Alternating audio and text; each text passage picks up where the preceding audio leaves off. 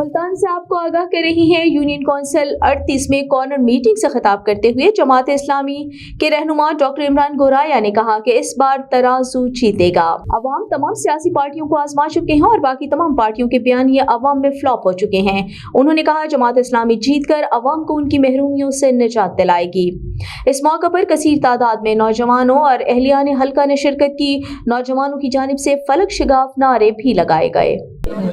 वो peoples party से election लड़ रहे हैं और जो सारी उम्र ये कहते थे कि सारा टप्पर चोर है, वो एक नहीं 4 उम्मीदवार मियां साहब के और सारे टब्बर के वोट मांग रहे हैं। आप भी अगर आपकी आंखें नहीं खुलती तो फिर मैं तो कहता हूँ डॉक्टर सफदर हाशमी साहब आई स्पेशलिस्ट है।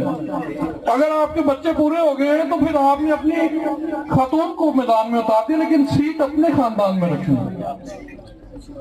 दूसरी तरफ गिलानी खानदान है, हर हल्के से गिलानी साहब के बच्चे उम्मीदवार हैं। क्या मुल्तान की गलियों और कूचों में, मुल्तान की चौकों और चौराहों में कोई और नौजवान, कोई और बुजुर्ग, कोई पढ़ा लिखा बंदा इस काबिल नहीं है कि इस मुल्तान की नुमाइंदगी कर सके? जमात इस्लामी वो जवान आपके सामने खड़ा है। NA 150 से एक नौजवान काशिफ गुज्जर आपके सामने खड़ा है। अमजद नवाज जूता आपके सामने खड़ा है।